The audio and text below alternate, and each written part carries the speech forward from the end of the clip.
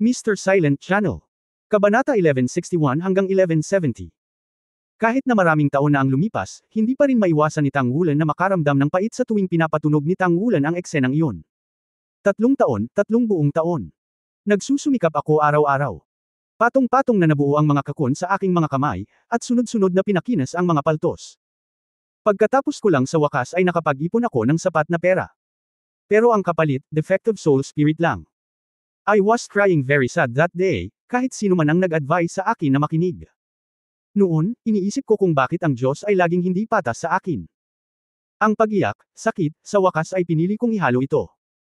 Kahit na ito ay isang may depektong kaluluwa, hinding-hindi ako susuko. Gusto kong maging isang soul master, at kailangan kong magsikap sa direksyon ng malakas, kahit na sa huli ang kabiguan ay hindi nag-aatubiling. Pagkatapos ay sumanib ako sa aking unang kaluluwa. Ito ay napakahina, at ito ay nagdala lamang sa akin ng pinakamahinang kakayahan ng kaluluwa. Ngunit mula sa araw na iyon, sa wakas ay naging isang tunay na soul master. Nang maglaon, bigla kong natuklasan na may isang uri ng kapangyarihan sa aking katawan. Nanaginip ako. Nanaginip ako na mayroong 18 patong ng mga selyo sa aking katawan. Sa likod ng bawat patong ng mga selyo, mayroong isang malakas na puwersa. Maging una pagkatapos masira ang selyo, ang enerhiyang nakapaloob sa selyo ay pinagsama sa aking katawan. Sa oras na iyon, nakaramdam ako ng kalungkutan at halos sumabog ang aking katawan, at halos sumabog ang aking katawan. Ako ay mas mahusay kaysa sa iba. Matagal akong nalaman na ito ay ang kapangyarihan mula sa bloodline ng Golden Dragon King, at ang 18 seal sa aking katawan ay tila ang kapangyarihan na nagsilid sa bloodline ng Golden Dragon King. Ang Dragon God ay pinatay sa God Realm sa unang lugar, ito ay naging the Golden Dragon King at ang Silver Dragon King ay tila may kapangyarihan ng Golden Dragon King sa aking katawan, ngunit hindi ko alam kung bakit ito ay malakas sa aking katawan. Ngunit ito rin ay nagbabanta sa aking buhay. Ang bawat layer ng enerhiya sa selyo ng Golden Dragon King ay higit na nakakatakot at mas malaki kaysa sa nauna. Ang bawat proseso ng pagsasanib ay isang pagsubok ng buhay at kamatayan para sa akin. Sa likod ng makapangyarihang puwersa ay ang kakilakilabot na maaaring masira ako anumang oras. Sa lahat ng oras, nahaharap ako sa banta ng kamatayan. Hanggang ngayon, mayroon pa rin akong maraming mga selyo na hindi pa rin nalampasan sa isang araw, mas malakas ang pakiramdam sa akin sa balang araw, at mas lalong lumalakas ang aking pakiramdam. Titiisin ko kung hindi makakatulong, sasabog ang katawan. Marami at malaki ang binayaran namin para makarating sa puntong ito ngayon. Kailangang harapin ng bawat isa ang kani-kanilang problema. Kahit na alam mong ikaw ang kaluluwa ng Dragon Slasher ngayon. Tao ka rin. Ikaw at ordinaryong may pagkakaiba ba ang tao? Hindi, naglilinang ka rin sa paraang tao, at mayroon ka ring katawan ng tao. At least, wala kang banta ng kamatayan sa anumang oras. Kahit anong oras ay maaari nating ituring ang banta ng kamatayan kung wala akong seal. Diyos. Walang relasyon ang nakatataas at nasa ibaba, kaya't huwag mo akong tawaging master sa hinaharap. Dahil mayroon tayong napakalakas na kapangyarihan, dapat nating gamitin ang mga kapangyarihang ito ng mas mahusay. Upang gawin ang gusto nating gawin, hanggat hindi natin ikinahihiya ang mundo at ang ating mga puso, ganoon ba talaga kahalaga kung saan nanggagaling ang kapangyarihan? Nang sabihin ni Tang Wulan ang mga salitang ito, patuloy siyang nakatingin sa mga mata ni Sima Jinchi. Magkaharap ang kanyang mga mata, at bawat salita at pangungusap niya ay puno ng sinseridad. Sa pakikinig sa kanyang mga salita, unti-unting nagbago ang ekspresyon ni Sima Jinchi. Para kay Tang Wulan, mayroon din siyang kaunting pangunawa sa daan. Kailangan kong sabihin na kumpara sa kanyang sarili, marami pa siyang naranasan at naharap na mga bagay. Dahan-dahan siyang naglakad, bakit hindi siya makalakad? Ako ang kumuha ng larawan. Totoo na ang epekto ng impormasyong dinala sa akin pagkatapos ng pambihirang tagumpay ay masyadong malakas. Napabuntong hininga si Sima Jinchi, tama ka, kahit saan man nanggagaling ang ating kapangyarihan, tayo mismo ay itinuring ang ating sarili bilang tao. Tao lang ito. Gawin mo na lang ang gusto nating gawin. Kaya lang kung ayaw mong tawagan kita, natatakot akong imposible. Ang Dragon Slashing Sword ay magic knife. The power of the Dragon God is not respectably a death base, so there will I cultivation of death at pag-aalis. Sinabi ni Tang Wulan, kapatid na Sima, huwag kang magsinungaling sa akin. Ngumiti si Sima Jinchi at sinabi, Master, magkaparehas ka rin ng pangalan, bakit masyado kang nagmamalasakit? Okay, naisip ko na. At least, nalagpasan ko na ang 9 rings at naging title Daoluo. Gusto kong mag-isip ng magandang titulo para sa sarili ko. Hindi ko matatawag ang sarili ko na isang katawan na Daoluo na tulad ng walang kahihiyan, patay na kalbo na ulo ng katawan. Hindi rin siya sekta ng katawan. Sekreto. Tumawa si Tang Wulan at sinabi, ang magiging posisyon ng Ontology Sect Master ay dapat kay Senior Brother. Siya rin ang nag-iisang tao na nagil-inang ng congenital secret method hanggang sa tuktok. Karapat-dapat itong tawaging ontology Dao Luo. Brother Sima, plano mong tawagan ang iyong sarili na Wat Dao Luo. Nag-isip sandali si Sima Jinchi at sinabing, ano sa palagay mo ang pangalang Sword God Dao Luo? Ang sulok ng bibig ni Tang Wulan ay kumaibot, at sinabi lang niya na si Airong ay walang hiya, at ang iyong titulo ay tila mas walang kahihiyan. Tinatakan ba ng Diyos ng Espada ang kanyang sarili? Ngumiti si Sima Jinchi, huwag mong isipin na mayabang ako. Bagamat medyo hindi komportable na malaman na ako ang Dragon Slashing Sword, ngunit dahil dito, noong kakalusot ko pa lang, naramdaman ko ang isang sinag ng Sword God's mood. At, hindi ko alam hanggang ngayon na sa itaas ng Soul of the Sword, mayroon pa ring God of the ability na matagumpay na hawakan ng God of the Sword. Once na matagumpay kong mahawakan ng God of the Sword, cultivate the God of Sword, then I will have the ability to become a God. Sayang naman.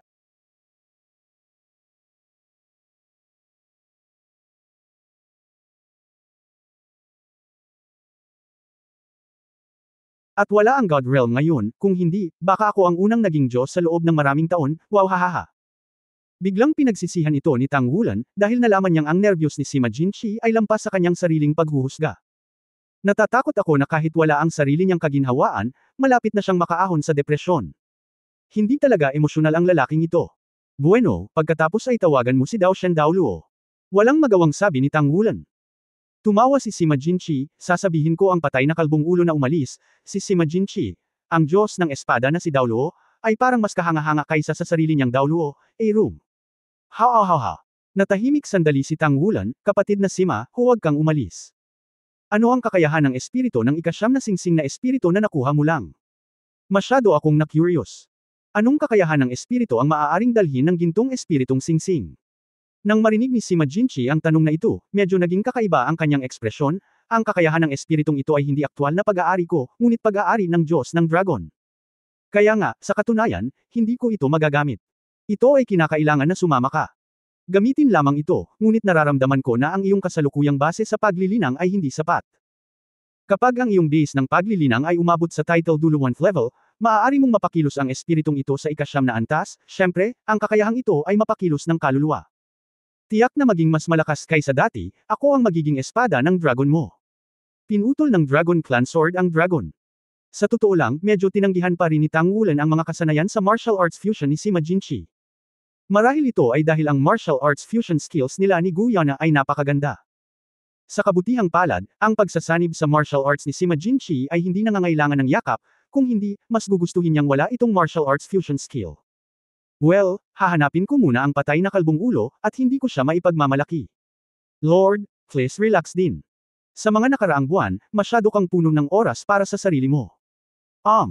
Habang pinapanood si Sima Jinchi na umalis, kasama ang mga bagay na ito na nangyari ngayon, bihirang isipin ni Tang Wulan ang paglilinang. Nang umalis siya sa larangan ng martial arts, bigla siyang may naisip, at nag-dial sa Soul Guide Communication, Yuzo, sumama ka sa akin sa Haishen Lake. Okay. Dahil si Long Yuzo ay naging deputy captain ng Blood Dragon Squad, ang kanyang pananalita ay palaging nagpapanatili ng mga katangian ng maikli at maikli. Si Long Yuzo ang nagmaneho ng Soul Guidance Car papunta sa gate ng Blacksmiths Association, konektado kay Tang Wulan, na nakadisguise, at nagsimula ang sasakyan, umalis sa Tiandao City, pumunta sa highway, at dumiretso sa orihinal na lugar ng Shrek City. Pagkatapos ng pambobomba sa Shrek City, nagtayo ang Federation ng ilang mga highway sa paligid ng kasalukuyang si God Lake, na nag-uugnay sa ilang mahahalagang lugar kabilang ang punong tanggapan ng Spirit Spreading Pagoda. Ang highway na tinatahak ni Tang Wulan at ng iba pa ay patungo na ngayon sa direksyon ng Chuanling Pagoda. Tai, ang sarap. Kumain ka na rin. Ang sarap talaga. Dad, sa tingin mo ba maganda ako dito? Ang boses ni Gu Yana ay umalingaw-ngaw sa kanyang mga tainga. Tiningnan ni Tang Wulan ang kahangahangang Spirit Spreading Pagoda headquarters na makikita na sa malayo. Gusto niya talagang hanapin si Gu Yana doon. Pagkatapos makipag-usap kay Sima Jinchi, mas marami siyang insight tungkol sa orihinal na Dragon God at kalaunan ay ang Golden Dragon King at Silver Dragon King. Ano ang ibig sabihin ng may sigawa ang Dragon God transformation kasama si Gu Yana? Taglay niya ang kapangyarihan at pisikal na kakayahan na pagmamayari ng Golden Dragon King, habang ang orihinal na Guyu ay may kontrol sa iba't ibang elemento. Kahit na kalaunan ay naging Gu Yana siya. At ang orihinal na Silver Dragon Spear ni Nair, ang lahat ng ito ay nagpapakita na si Gu Yana ay dapat na may kaugnayan sa Silver Dragon King. Gayunpaman, bakit siya at ang kanyang sarili ay malinaw na nagmana ng bahagi ng kapangyarihan ng Dragon God, ngunit sadyang inihiwalay niya ang kanyang sarili? Ganyan ba kalakas ang Spirit Spreading Pagoda? O nag-aatubili ba siyang dalhin ang kanyang katayuan sa Spirit Transmission Tower? Hindi ganoong tao si Guyana, dapat may mahirap siyang sabihin. Ngunit, Goyu, bakit hindi mo ibahagi sa akin ang lahat? Kahit ano pa yan, kaya nating harapin ng magkasama. I am trying to become strong, no matter what. We can face it together and bear it together. Kapag nasa tabi kita, mas kakayanin ko ang lahat ng ito. Ang kulay ng sakit ay sumilay sa mukha ni Tang Wulan, ngunit maayos na nasalo ni Long Yuzo habang nagmamaneho. Sa katunayan, nakita na niya na palaging may iniisip si Tang Wulan sa mga araw na ito, at tiyak na may nangyari sa pagitan niya at niya. Pero bilang isang matalinong babae, hindi siya nagtanong, nanatili lang siya sa tabi nito. Hindi niya inisip na samantalahin ang kawalan, ngunit naniniwala siya na ang mga tao ay may damdamin, at ang oras ay magpapatunay sa lahat. Biglang nanginag ang katawan ni Tang Wulan, at hindi namamalayan na umupo ng tuwid. Nakakuyom ang mga kamao. Ang buong tao ay naglalabas ng aura na parang isang prehistoric na kalikasan. Sa ilalim ng impluensya ng nakakatakot na aura na ito, ang mukha ni Long Yuzo ay namutla, nakakatakot. Ganon na ba siya kalakas ngayon? Tinitigan ni Tang Wulan ang malawak na kalawakan sa labas ng bintana na may halos tumikim na mga mata. Ang tubig ay malinaw, asul na asul, tulad ng isang malaking sepiro na may mga alon, walang katapusan. Ito ay malaki at malaki, tulad ng kalawakan ng Shrek City sa simula. Ang mga gilid nito ay ipinakita bilang mga arco, at walang pagpapanatili. Walang mga halaman sa dalampasigan. Kahit na napakaganda nito, wala pa rin itong laman. Noong unang panahon, mayroong isang malaking lungsod, ang numero 1 lungsod sa mainland. Doon, mayroon itong numero 1 kolehiyo sa mainland China. Sa loob ng 20,000 taon, hindi nagbago ang titulong ito. Ngunit ngayon ay isang malawak na karagatan na lamang ang natitira. Poseidon Lake, ang Poseidon Lake na walang Poseidon Island ay isa pa ring tunay na Poseidon Lake. Kung wala ang Shrek Academy, isa lang itong lawa, gaano man ito kaliwanag, lawa lang ito. Inayos ni Long Yuzo ang kanyang paghinga, pinaandar ang sasakyang ginagabayan ng kaluluwa sa napakabilis, at nagmaneho hanggang sa huminto ang lawa. Ang mga damo sa paligid ng lawa ay mukhang medyo nalulumbay. Kahit na ang walang katapusang ibabaw ng tubig ay maganda at maganda, ito ay kulang sa sigla. Tila narinig niya ang hiyawan ng mga estudyante mula sa Shrek Academy, at tila nakita nila ang mga marangel at kakaibang mga gusali ng pagtuturo. Hindi mapigil ang bumuhos ang mga luha mula sa mga mata ni Tang Wulan. Sabi nga sa kasabihan, kung ang isang lalaki ay may luha, hindi niya ito kinukulit ng basta-basta. Pagkaraan ng isang taon, muli siyang pumunta rito, ngunit si Shrek ay ganap na hindi nakilala, hindi man lang siya ng ahas na alalahanin ang engranding eksena ng Shrek City. Lahat ng dati ay mabuti, sa sandaling ito, mayroon lamang isang malawak na karagatan sa sandaling ito, at ang akumulasyon ng 20,000 taon ay masisira dito. Bilang Shrek Academy, at maging ang pinuno ng Shrek 7 Monsters, may isip ang sakit sa loob ni Tang Wulan. Gumagawa ng isang marahas na hakbang, tumalon ng mataas si Tang Wulan at dumiretso sa Sigod Lake. Si Long Yuzo, na sumusunod sa kanya, ay nagulat at nag-aalalang sumigaw, hindi. Sa kasamaang palad, huli na. Sa isang puff, si Tang Wulan ay bumulusok sa tubig at sumisid sa asol. Ang tubig ng Poseidon Lake ay malamig at malinaw, at ang katawan ay pumasok sa tubig, at agad na naramdaman na ang elemento ng tubig sa orihinal na pangunawa ay naging lubhang mayaman. Bilang karagdagan, ang iba pang mga elemento ng iba't ibang mga katangian ay naging mas bihira. Sa mental na perception, ang Poseidon Lake ay malawak, at ang tubig ng lawa ay sobrang dalisay, ngunit mayroon itong kakaibang pagbabago sa enerhiya. Ang mga pagbabago sa enerhiya na ito ay nag-drill sa katawan ni Tang Wulan. Para sa kanya, hindi masyadong malakas ang enerhiyang ito, ngunit halatang nakakaramdam siya ng mali siya. Ito ay, ang radiation ba ay natitira mula sa 12 antas na fixed-mounted soul-guided shell. Hindi alam ni Tang Wulan kung paano ginawa ang 12 antas na fixed-mounted soul-guided artillery shell. Ang tanging may katuturang kaalaman ay upang ipaunawa sa kanya na ang pag-abot sa antas na ito, isang nakakatakot na sandata na may kakayahang pumatay ng mga Diyos, ay hindi nangangahulugang simple sa sarili nito. Naubos ang lahat ng kapangyarihan ng buong Federation, gumawa lamang ito ng 3 piraso, at ito lamang ang naging sanhi ng sigla ng Daoluo Federation na labis na nasugatan at kakulangan ng mga mapagkukunan. Ito ay naiisip kung gaano karaming mga mapagkukunan ang natupok sa paggawa ng mga 12 antas na fixed-mounted soul-guided artillery shell. Sa buong Poseidon Lake, hindi maramdaman ni Tang Wulan ang anumang hininga ng buhay.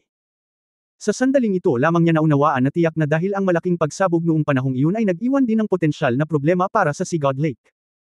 Ang mga labi ng radiation ng Killing God level fixed-mounted soul-guided shell ay kumalat sa buong Sigod Lake. Natatakot ako na walang anyo ng buhay ang makakaligtas sa lugar na ito na puno ng radiation. Sa pangangatawan ni Tang Wulan, syempre hindi siya natatakot sa antas ng radiation na ito, ngunit ang radiation ay walang katapusan, patuloy na nadudurog ang kanyang katawan, at kailangan niyang gamitin ang kanyang kapangyarihan ng kaluluwa upang labanan ito. Pababa sa agos, mas malalim ang tubig ng Sigad Lake, mas matindi ang radiation, na nagpasigla sa katawan ni Tangwulan na kumikinang na may mahinang gintong liwanag, na naghihiwalay sa radiation. Ito dapat ang isa sa mga dahilan kung bakit tumanggi ang Federation na itayo muli ang Shrek Academy. Bagaman hindi itinalaga ng Federation ang panig na ito bilang isang pinaghihigpitang lugar, walang paraan upang gumawa ng anuman sa lawa kung saan walang buhay. Kahit na nakatira ka lang sa paligid ng Haishan Lake, natatakot ako na madaling magkasakit. Tungkol sa muling pagtatayo ng Shrek, matagal nang naunawaan ni Tangwulan na maraming problema ang kanyang kakaharapin, ngunit hindi niya inaasahan na ang kailangan niyang harapin ay hindi lamang ang mga dapat niyang harapin.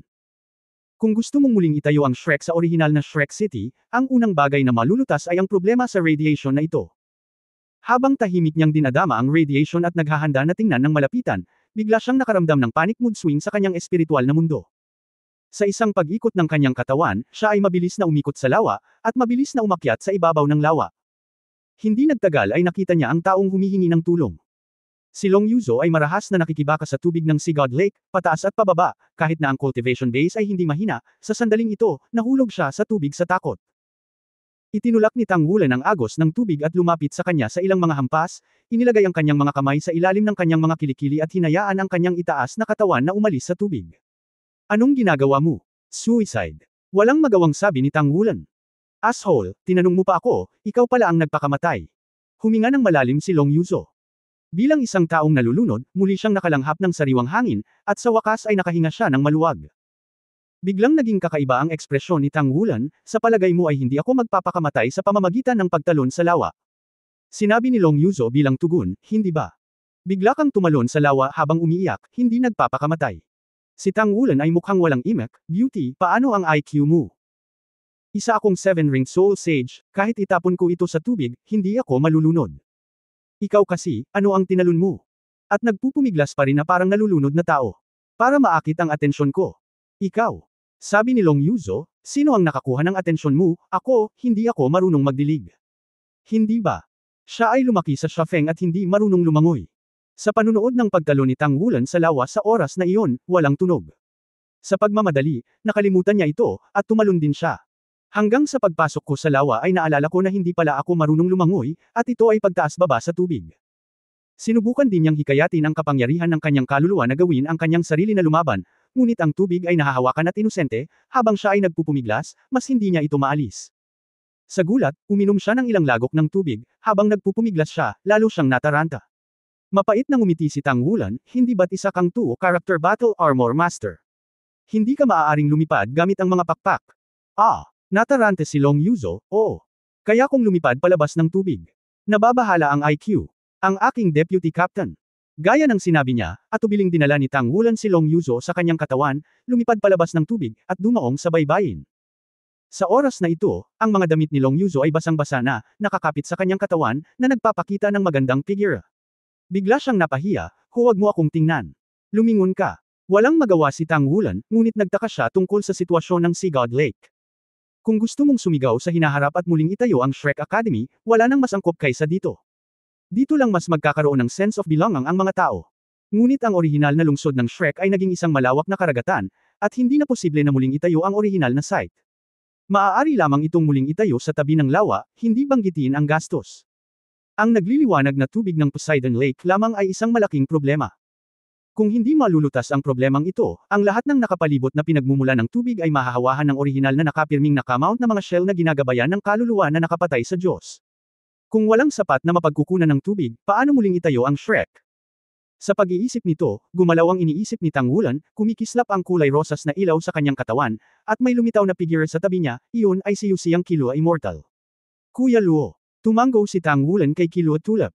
Sinabi ni Chiluo Tulip, nararamdaman ko na ang problemang kinakaharap mo ay talagang nakakabagabag. Ang radiation sa lawa na ito ay napakalakas, at tila mas malakas ito sa kailaliman. Ang lahat ng ito ay natira sa orihinal na malaking pagsabog. Bagamat hindi ko alam kung ano ang iniisip mo tungkol sa nakapirming mga shell na ginagabayan ng kaluluwa sa antas ng pagpatay sa Diyos, ngunit ito ay tiyak na isang nakakatakot na radiation sa loob ng 1,000 taon na hindi mo nais. Para mabuhay dito, dapat kang magkusa para malutas ang mga problemang ito sa radiation. Nagtanong si Tang Wulan, Brother Luo, may alam ka bang paraan para harapin ang radiation energy na ito? Ang iyong hininga ay nakakakuha ng 100 lason, mayroon ba itong epekto sa radiation na ito? Umiling si Chi Luo Tulip, hindi ko kaya. Ang aking hininga ay nakakapag-alis lamang ng mga lason, ngunit ang radiation na ito ay isang uri ng enerhiya. Ang enerhiya na ito ay napaka-negatibo at puno ng mapangwasak na kapangyarihan. Ibig sabihin, ito ay puno ng pagkawasak. Ito ay higit pa. Ito ang aking kategorya. Ngunit hindi ko kaya, ngunit mayroong isang tao na partikular na angkop sa pagharap sa sitwasyong ito. Oh, nagliwanag ang mga mata ni Tang Wulan, sino ito? Bahagyang ngumiti si Chi Luo Tulip, malayo sa langit, sa harap mo. Ako. Itinuro ni Tang Wulan ang kanyang sarili at hindi makapaniwalang tumingin kay Chi Luo Tulip. Hindi niya maintindihan kung bakit sinabi niyang kaya niyang lutisin ang problemang ito. Sinabi ni Chi Luo Tulip, syempre hindi ikaw, ngunit nasa iyo ang solusyon sa problema. Isipin mo, sino ang makakalutas ng mga problemang pangkalikasan sa pinakamalawak na lawak sa mainland? Kung gaano katalino si Tang Wulan, agad na nagningning ang kanyang mga mata, ibig mong sabihin, ang binhi ng buhay. Ang binhi ng buhay ang pinagmumula ng buhay sa kontinente ng Daoluo, oo. Kung sasabihin mo kung sino ang pinakamahusay na makakapagbago sa natural na kapaligiran, dapat ay siya iyon. Noong nasa mga bundok na nababalutan ng nyebe, nagawa nitong gawing berde ang mga bundok na nababalutan ng nyebe. Pagkatapos, ang Poseidon Lake ay orihinal na lugar kung saan ito nakatira noon. Mapapabuti rin ba nito ang kapaligiran? Sa pag-iisip nito, tahimik na pinasigla ni Tang Wulan ang kanyang espiritual na kapangyarihan, sinusubukang makipag-usap sa binhi ng buhay na nakapaloob sa kanyang noo. Kailangan kong sabihin na ang malakas na kapangyarihang pangkaisipan ay may malaking tulong sa iba't ibang aspeto, at sa lalong madaling panahon naramdaman niya ang hininga ng binhi ng buhay. Isang malabong berdeng pattern ang nagsimulang lumitaw sa kanyang noo, at lumitaw din ang 7 spirit ring ni Tang Wulan, at ang ikalimang berdeng gintong spirit ring ay kumikislap. Matapos masipsip ang mga buto ng eroplano ng 3 Abyss King sa Abyss Plane, ang binhi ng buhay ay halatang mas malakas, ang spirit ring ng anak ng kalikasan ay lumiwanag, at agad na nagpakawala si Tang Wulan ng isang malakas na hininga ng buhay. Si Long Yuzo, na sobrang nahihiya pa rin noon, ay hindi maiwasang maakit sa kanya. Ang tubig ng Sea God Lake ay nabasa, at natural na mayroong radiation na pumapasok sa kanyang katawan. Hindi siya kasing lakas ni Tang Wulan. Kahit nasa paggamit ng kapangyarihan ng espiritu upang labanan ang radiation, ang katawan ay nakakaramdam pa rin ng hindi komportable. Ngunit sa oras na ito, nang ang hininga ng buhay ni Tang Wulan ay pinakawalan, agad siyang nakaramdam ng ginhawa sa buong katawan niya, na parabang ang buong tao ay nabuhay, at pakiramdam niya ay gusto niyang sumama sa kanyang mga bisig. Tahimik na sinubukan ni Tang Wulan na makipag-ugnayan sa binhi ng buhay, at hindi nagtagal ay naging kakaiba ang kanyang ekspresyon. Paano ito? Dapat may tugon ng binhi ng buhay. Tanong ni Chi Luo Tulip kay Tang Wulan. Tumango si Tang Wulan. Oo, tama ka, kayang lutisin ng binhi ng buhay ang problema dito. Gayunpaman, kung gusto mong tunawin ang napakalaking mapanirang kapangyarihan dito, kailangan mo ng napakalaking enerhiya sa buhay para mabawi ito. 2 God Killer Level Fixed Mounted Soul Guided Shells. Ang aura ng pagkawasak ay masyadong malakas. Hindi madaling kontrahin ito. Ang binhi ng buhay ay nangangailangan ng higit na lakas ng buhay. Higit pa rito, ito ay nag-uugat dito. Paano ito mabibigyan ng sapat na enerhiya sa buhay? Bilang isang plant-based soul beast, mas malinaw na alam ng Chi Luo Tulip ang antas ng buhay ng binhi ng buhay. Ang enerhiya ng buhay na kailangan ng binhi ng buhay ay hindi maibibigay ng isang simpleng buhay na katawan. Nang mapait na ngumiti si Tang Wulan, nangangailangan ito ng napakalaking enerhiya sa buhay, halimbawa, ang Abyss Seed on the King of the Abyss na pinatay natin noon. O kaya, may ilang buhay sa mainland na may sobrang lakas. Matapos marinig ang mga salitang ito, nagbago rin ang ekspresyon ni Chi Luo Tulip. Kung ito man ay ang Abyss Plane o ang core circle ng Stardew Great Forest, ito ay hindi isang bagay na madali nilang makapasok ngayon, at ang antas ng panganib sa pagitan ng dalawa ay magkatulad. Lalo na ang Abyss Plane, walang duda na ang Abyss Sage ay labis na nagseselos sa pag-iral ni Tang Wulan, kapag siya ay nagkusa na pumasok sa Abyss Plane, ito ay walang pinagkaiba sa isang tupang pumapasok sa bibig ng tigre. Ito ay halos tiyak na mamatay, kahit na ito ay lubhang limitado ay hindi makakasunod si Daoluo. Pagkatapos ng lahat, ang Abyss Sovereign ang master ng buong Abyss Plane. Kung tungkol sa kakilakilabot na lugar sa core circle ng Stardew Great Forest, pabayaan na. Nasaan na yun? Sinasabing doon naninirahan ang iilan pang mabangis na hayop sa mundo ngayon. Kung ang teknolohiya ng paggabay sa kaluluwa ng tao ay umunlad sa ganoong sukat, maaari pa rin itong maging matyaga o isang halimaw na hindi pa nahuli o napatay ng tore ng espiritu, anong antas ito? Talagang hindi ito isang bagay na maihahambing ng Chi Luo Tulips at ng mga plant spirit beast na ito. Ang pagpasok dito ay isang buhay ng siyam na pagkamatay. Sinasabing ang Golden-Eyed Black Dragon King, na kilala bilang Beast God, ay natulog sa core circle ng Stardew Great Forest. Dahil mismo sa pag-iral nitong nakakatakot na Soul Beast na ang antas ng cultivation ay malapit na sa 1,000,000 taon, na ang Soul Beast ng Stardew Great Forest ay hindi pa talaga extinct. Kung gayon, ano ang dapat kong gawin ngayon? Tanong ni Killua Tulip kay Tang Wulan. Walang magawang sinabi ni Tang Wulan, maaari lamang nating hilingin sa binhi ng buhay na simulan ng pagpapanumbalik ng Sea God Lake. Sinabi nito sa akin na kahit na ang sitwasyon dito ay hindi maganda, ito ay puno ng mapanirang kapangyarihan. Ngunit tulad ng sabi ng kasabihan, ito ay magiging napakapayapa.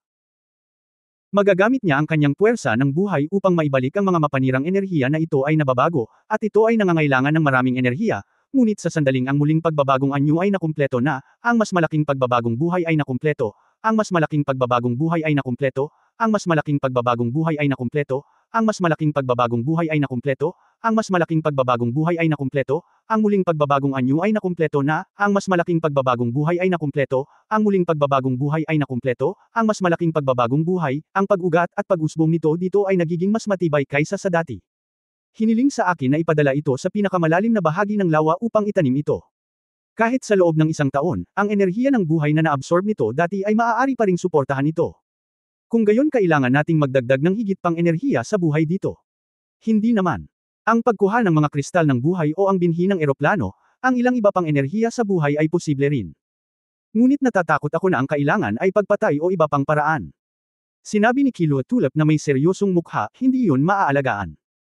Ang binhi ng buhay ay may kaugnayan sa hinaharap na kaligtasan ng buong kontinente, at maging ang buong planetang Daoluo. Kapag natuyo ang binhi ng buhay, ang buong planeta ay unti-unting malalanta. Sa oras na iyon, ang lahat ng sangkatauhan ay malamang na malalanta. Dapat itong maubos.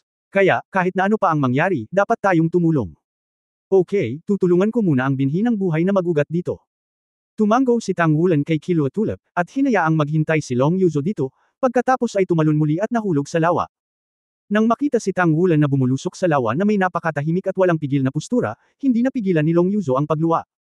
Talagang nag-aalala siya sa lalaking ito noon, ngunit hindi niya inaasahan na ganoon kataas ang kanyang swimming level. Paano niya nalaman na si Tang Wulan ay lumaki sa tabi ng dagat? Nahirapan ako sa hangin at alon mula pa noong bata ako, at natural na maganda ang antas ng paglangoy ko. Ang malamig na tubig sa lawa na may yelo ay patuloy na may mapangwasak na enerhiya ng radiation na pumapasok sa katawan, ngunit si Tang Wulan, na nakikipag-usap na sa enerhiya ng buhay sa oras na ito, ay hindi apektado. Ang berdeng gintong halo ay natural na naglagay ng isang malabong berdeng maskara sa paligid ng kanyang katawan, na humaharang sa nagliliwanag na enerhiya mula sa labas. Patuloy na sumisid si Tang Wulan, at malinaw niyang nararamdaman na habang mas malalim ang tubig, mas malakas ang nakapalibot na enerhiya ng radiation. Makikita kung gaano kakilakilabot ang kapangyarihan ng Soul Guidance Cannonball of the God-Killing Grade Fixed Installation. Ang gayong mapanirang sandata ay talagang mapanirang puri at mahirap labanan. Ang mga tao ay lumikha ng gayong mga sandata, hindi ba sila natatakot na balang araw ay tuluyan na nilang sirain ang kanilang mga sarili? Ang Chiluo Tulip ay isinama muli sa katawan ni Tang Wulan, ngunit naglalabas din ito ng sarili nitong mahinang bango. Bagamat hindi nito matuno ang enerhiya ng radiation, mayroon din itong nakakapreskong tulong kay Tang Wulan. Si Tang Wulan ay sumisid ng palalim, at ang liwanag sa paligid ay unti-unting nagdilim. Ang binhi ng buhay sa kanyang isipan ang gumabay sa kanya pasulong. Ang Sea God Lake na walang anumang buhay na nilalang ay nagbigay sa mga tao ng pakiramdam ng katahimikan sa kakilakilabot. Walang laman ang lahat sa paligid. Ang core ng dragon sa katawan ni Tang Wulan ay pumipintig ng malakas, nagbibigay sa kanya ng sapat na sustansya. Sa antas ng Soul Sage, sa katunayan, nalampasan na nito ang saklaw ng mga tao, at ang pagsisad sa mahabang panahon ay hindi isang problema. Matapos ang halos ilang daang metro, patuloy na sumulong si Tang Wulan. Sa kabutihang palad, ginabayan siya ng binhi ng buhay. Kung hindi, hindi madaling mahanap ang sentro ng Sea God Lake. Sa wakas, ang binhi ng buhay sa kanyang mga kilay ay bahagyang nanginginig, at pagkatapos ay tumigil si Tang Wulan, kinokontrol ang kanyang katawan upang mahulog sa ilalim ng lawa. Napapaligiran ng walang katapusang agos ng tubig, napagmasdan pa niya na ang nagniningning na enerhiya na puno ng mapangwasak na aura ay lavender, na sinamahan ng patuloy na pagbabago-bago ng agos ng tubig. Sa ganoong lugar, kahit isang kaluluwang hayop sa ilalim ng dagat na may napakalakas na sigla ay magiging napakahirap mabuhay. Bahagyang nakiliti ang gitna ng kanyang mga kilay, at isang turquoise na ilaw ang bumaril at nahulog sa ilalim ng lawa. Kaagad pagkatapos, isang liwanag at anino ang lumabas mula sa gitna ng mga kilay ni Tang Wulan. Ito ay isang baging na ipinakita bilang isang asul at asul na baging. Direkta itong bumulusok sa ilalim ng lawa, at pagkatapos, sa pangunawa ni Tang Wulan, walang katapusang bumulwak mula sa gitna ng kanyang mga kilay, nag-drill patungo sa ilalim ng lawa. Biglang naramdaman ni Tang Wulan na siya ay nawalan ng laman. Ang Soul Core at Dragon Core sa kanyang katawan ay lahat ay marahas na maindayog, ngunit hindi mapigilan na inilabas ang kanyang pinakadalisay na enerhiya sa puno ng ubas. Ang ilang mga pagbabago ay nagsimulang lumitaw sa ilalim ng lawa. Habang papasok ang binhi ng buhay, unti-unting nagbuga ng mahinang asol na liwanag ang malalim na ilalim ng lawa. Ang asol na liwanag ay lumitaw, at ang nakapalibot na enerhiya ng pagkawasak ay biglang lumundag. Ang kanilang natural na aura ng pagkawasak ay natural na nagtataboy sa buhay. Lumilitaw ang enerhiya. Hindi nagtagal, nabuo ang malalim na purple vortex kung saan nagugat ang binhi ng buhay. Gayunpaman, ang kakaiba ay nang lumitaw ang malalim na lilang puyo ng tubig, ang ilalim ng lawa kung saan nagugat ang binhi ng buhay ay naging mas lantian, at ang enerhiya ng lavender ay nilamon na parang sinulid, at natupok ng hindi mahahalata. Tamang-tama, ang binhi ng buhay ay nagsimula ng lumunin ng mapanirang enerhiya sa lawa. Tuwang-tuwa si Tang Wulan at walang ginawang pagsisikap na ipasok ang kanyang kaluluwang kapangyarihan sa binhi ng buhay sa bisa ng malalim na enerhiya ni Zuan Tiangong. Unti-unti, nagsimula siyang nanghina, ngunit sa sandaling ito, isang kakaibang eksena ang lumitaw sa Sea God Lake. Sa pangunawa ni Tang Wulan, ang mga mayamang elemento ng tubig ay nagsimulang mag-iba-iba. Ito ay orihinal lamang na ang maliliit na asol na liwanag na mga spot sa mental na pangunawa ay nagsimulang dahan-daang mag-condense, na nagiging mas malalaking asol na liwanag na mga spot, kahit na umabot sa mata. Nakikitang antas, at pagkatapos ay magkulumpon patungo sa binhi ng buhay. Ang pagpapakain ng elemento ng tubig ay nagiging dahilan upang ang binhi ng buhay ay maging mas lantian. Biglang nanginig ang mga kilay ni Tang Wulan, at naramdaman niyang may humiwalay sa kanya. Pagkatapos, ang berdeng gintong espiritong singsing na nasa ikalimang pwesto sa kanyang katawan ay agad na lumabo, naging ilusyon, at tila naruroon anumang oras. Baka mawala. At sa ilalim ng tingin ni Tang Wulan, sa gitna ng ilalim ng lawa, ang aquamarine green ay biglang naging transparent, parang isang malaking esmeralda.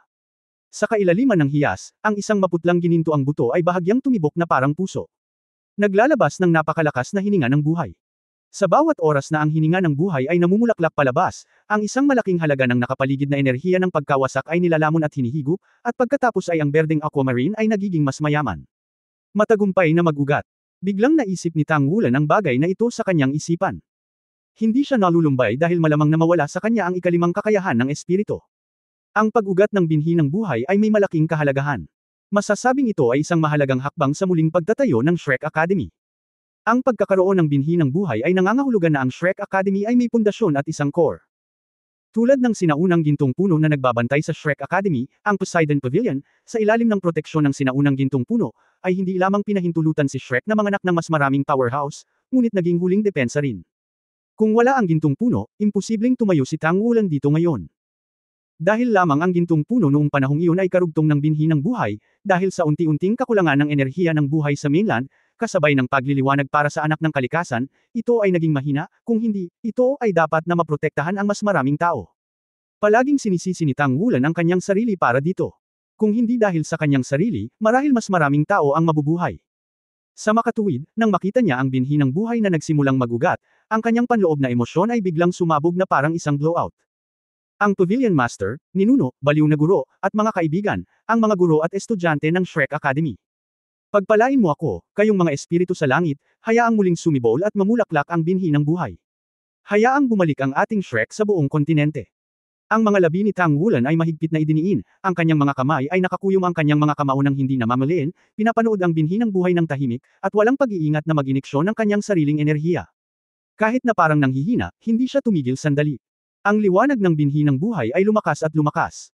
Unti-unti, ang tuktok ng buto ay tahimik na nag-crack, at isang maliit na berdeng usbong ang lumitaw mula sa loob, na sumabog mula sa lupa, napapaligiran ng maraming mapanirang enerhiya, at matatag na tumusok. Ang lupa, bahagyang umaalon sa alon ng tubig. Sa sandaling ito ay lumitaw, ang lahat ng mapanirang enerhiya sa loob ng 100 metro sa paligid nito ay biglang lumundag patungo sa binhi ng buhay. Nagulat si Tang Wulan, gustong huminto, ngunit hindi niya alam kung paano ito pipigilan. Sa sandaling ito, isang berdeng halo ang nagmula sa binhi ng buhay. Matapos makipag-ugnayan sa berdeng halo, ang mga mapanirang enerhiya na ito ay naging bahagi ng berdeng ilaw, ginagabayan sa kahabaan ng binhi ng buhay hanggang sa mga ugat nito, at pagkatapos ay ibinubuhos sa lupa. Lumalim ka. Ito ay pagbabagong buhay. I convert ang enerhiya ng pagkawasak sa enerhiya ng buhay. Ito talaga ang binhi ng buhay. At sa pagsipsip ng mapanirang enerhiyang ito, ang bilis ng paglaki ng binhi ng buhay ay makikita sa mata. Ilang saglit lang, ito ay nagiging maliit na puno na halos 3 talampakan ang taas na may 7 piraso ng papel. Mayroong 7 dahon, ang buong katawan ay berde at transparent, at naglalaman ng isang malakas na enerhiya sa buhay. Tapos na, nakaugat at nagtagumpay. Palihim na nakahinga ng maluwag si Tang Wulan. Ang binhi ng buhay ay iningatan sa kanyang katawan, at syempre ito ay nagdulot sa kanya ng maraming benepisyo, ngunit siya ay umaasa pa rin sa muling pag-ugat ng binhi ng buhay. Ito ang kinatawan ng enerhiya ng buhay ng buong eroplano. Ngayon isipin ang eksena ng muntik na siyang lumunin ng Abyss Sovereign. Hindi napigilan ni Tang Wulan na maipanganak muli. Kung ang binhi ng buhay ay nilamon, kung gayon halos mapapahamak na ang eroplano ng Daoluo Continent ay nasa kailaliman. Pagkasira ng mukha. Ngayon na ang binhi ng buhay ay muling nagugat at sumibol, ang susunod na hakbang ay ang tanong kung paano ito palaguin. Nakahinga ng maluwag, nakikita ang nakapaligid na enerhiya ng pagkawasak at ang enerhiya ng buhay ng binhi ng buhay na unti-unting bumubuo ng isang takbo ng balanse, ang enerhiya ng pagkawasak ay patuloy na binabago, at pagkatapos ay ipinapadala sa kailaliman ng lupa sa pamamagitan ng mga ugat ng binhi ng buhay, naghahanda si Tang Wulan na bumalik sa ibabaw ng tubig. Sa normal na kalagayan, ang pagpigil sa kanyang hininga sa mahabang panahon ay hindi isang malaking bagay, ngunit ngayon lang niya sinubukan ang lahat ng kanyang makakaya upang ilabas ang lahat ng kanyang lakas sa binhi ng buhay. Sa mahinang sitwasyon, kasama ang presyon ng tubig sa paligid, hindi niya ito kinaya. Sa sandaling ito, ang tuktok na sangay ng binhi ng buhay ay biglang gumalaw, at pagkatapos, isang maliit na bulaklak ang namukadkad sa piraso ng papel na iyon. Ang bulaklak ay ginintuang, at ang nakapalibot na tubig ng lawa ay ganap na na-render sa isang piraso. Gintong halo. Ang mga buds ay mabilis na bumukas, at sila ay naging ganap na namumulaklak sa isang iglap. Ang palabas na ito ay hindi napigilan si Tang Wulan, ang binhi ng buhay ay namumulaklak. Bago siya mas nagulat, ang mga gintong petals ay biglang lumutang at humiwalay sa katawan. Sa lugar kung saan orihinal ang bulaklak, tahimik na tumubo ang isang gintong prutas. Ang gininto ang prutas na ito ay direktang lumipad patungo sa direksyon ni Tang Wulan, at sa ilalim ng kanyang natigilan na tingin, ang prutas ay biglang sumabog at naging isang buga ng gintong likido, na tumutusok sa kanyang 7 butas. Bigla, naramdaman na lamang ni Tang Wulan na isang hindi maipaliwanag na halimuyak ang biglang napuno sa bawat sulok ng kanyang katawan. Ang dating kahinaan at pagod ay agad na nawala, at ito ay nagbigay pa sa kanya ng pakiramdam ng sublimation ng buhay. Maging ang huling 7 selyo ng Golden Dragon King ay tila naging mas matatag. Ito ay, tiningnan ni Tang Wulan ang kanyang transparent na balat at hindi alam kung ano ang nangyari ng ilang sandali. Sa susunod na sandali, kung saan lamang pumutok ang gintong prutas, isang gintong buto ang tahimik na lumitaw. Kung ikukumpara sa orihinal na binhi ng buhay, mukhang mas maliit ito, humigit kumulang 1/4 ang laki ng orihinal na binhi ng buhay, ngunit kapag lumitaw ito sa susunod na sandali, ito ay nagiging isang gintong liwanag, kasunod ng pag-drill ni Tang Wulan sa pagitan ng mga kilay at tahimik na nawala. Napuno muli ang kawalang laman na orihinal na umalis dahil sa binhi ng buhay, na parang bumalik sa dati ang lahat. Go, my child! Sa pamamagitan ng life connection, you will be able to transfer life energy to me anytime. Ang pagbawi ng buhay ay nakasalalay sa iyong lakas. Isang malambot na enerhiya ang naging gintong halo na tumatakip sa katawan ni Tang Wulan, na humahantong sa kanya upang mabagal na bumangon patungo sa lawa. Ang puso ni Tang Wulan ay puno ng pagkabigla sa oras na ito. Ito ba ang kapangyarihan ng binhi ng buhay? Maaari ba itong makipag-usap sa kanyang sarili? May gusto siyang sabihin sa binhi ng buhay, ngunit naputol ang koneksyon dito. Nang umalis siya, sa pagkawala ng bungang iyon, halatang lumabo ang puno ng buhay na katatapos lang lumaki. Kuya Luo, ito lang. May kaina-hinalang tanong ni Tang Wulan, ngunit sa sandaling ito, ang tinig ng kilotulap sa kanyang katawan ay puno ng pananabik, papuri sa buhay, iyon ay papuri ng buhay. Buhay ng puno ng buhay. Iwanan natin ang yelo at apoy sa iyo. Ang mga mata ng dalawang instrumento ay ang pinakatamang pagpipilian sa buhay na ito.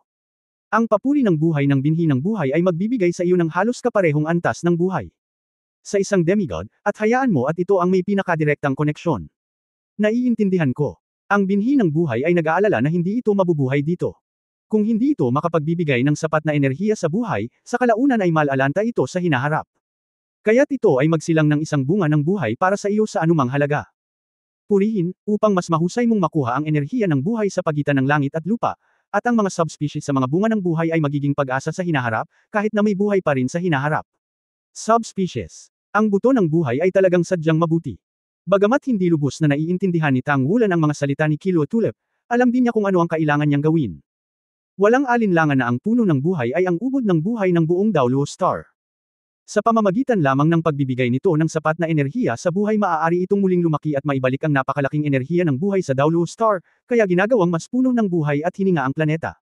Sigla. At ang kailangan kong gawin ngayon ay bigyan ito ng sapat na enerhiya sa buhay at huwag na huwag itong mamatay. Naniniwala din si Tang Wulan na kapag ang puno ng buhay ay lumago sa lumang gintong puno, maaari na niyang makanlungan ang muling itinayong Shrek Academy sa malaking lawak gamit ang kanyang kapangyarihan lamang. Ang layunin ko na muling itayo ang akademya ay sa wakas ay isang hakbang pasulong, at ito ay isang matatag na hakbang. Pag-drill sa tubig at paglanghap ng sariwang hangin, biglang nakaramdam ng bagong pakiramdam si Tang Wulan. Sa ilalim ng pagpapakain ng papuri sa buhay, mas malakas ang tibok ng kanyang puso. Hindi ito ang enerhiya ng dugo ng Golden Dragon King mula sa core ng dragon, ngunit ganap na ito ay ang kanyang sariling enerhiya. Natuklasan ni Tang Wulan na ang kanyang puso ay naging ginintoang, at ang lakas ng pagpintig nito ay hindi mas malala kaysa sa Dragon Core. Ito ay dinala sa akin ng malakas na enerhiya ng buhay. Nang malapit na siyang lumangoy sa dalampasigan, biglang, sa kanyang pangunawa, tila nagkaroon ng napakalakas na pagbabago-bago ng kapangyarihan ng espiritu sa dalampasigan, at ito ang lugar kung saan huminto si Long Yuzo. May nakilala na bang kaaway si Yuzu? Si Tang Wulan ay hindi nang ahas na magpabaya, at siya ay bumangon mula sa tubig sa isang iglap. Bagamat hindi niya magagamit ang sandata ng labanan ngayon, siya mismo ay isa ring soul sage, naglalakad sa mga alon, nagmamadali patungo sa dalampasigan. Mula sa malayo, nakita na niya ang liwanag ng mga kakayahan ng kaluluwa na kumikislap, na sinasabayan ng soft drink. Ang kapangyarihan ng espiritu ay nagbabago ng napakalakas. Ang kalaban ni Long Yuzo ay mas malakas pa sa inaasahan. Dapat mong malaman na ngayon ay isa na rin siyang 6th-ring Soul Emperor Cultivation Base, at isa rin siyang elite ng Blood God Legion. Sa pangkalahatan, hindi maaaring maging kalaban niya ang isang Spirit Master ng parehong antas. Ngunit sa sandaling ito, si Long Yuzo ay nakaharap sa isang mas malakas na kalaban, tulad ng isang multo sa tabi niya, ngunit ang lakas ng pag-atake ay bias at unti-unting lumulubog. Sa bawat banggaan, magdurusa si Long Yuzo. Kung hindi dahil sa kanyang mahusay na kasanayan sa espiritu ng yelo at niebe upang makontrol ang field, umaasa sa mababang temperatura at pagtaas ng elemento ng tubig ng Shanghai Shinho, natatakot ako na matatalo na ito. Tingnan kung gaano katagal mo kayang suportahan. Nagkaroon ng soft drink mula sa illusory figure, at pagkatapos, ang ilusyon na figure ay biglang naging solid at naging isang itim na pusa, humahanggos patungo kay Long Yuzo na parang kidlat, ang mga paa sa harap nito bigla itong naging malaki, at ang kanyang katawan ay agad na naging transparent, iniiwasan ang ice gun ni Long Yuzo. Sa isang iglap ay dumating ang kuko ng malaking pusa sa harap ni Long Yuzo, at direktang hinampas ito sa balikat.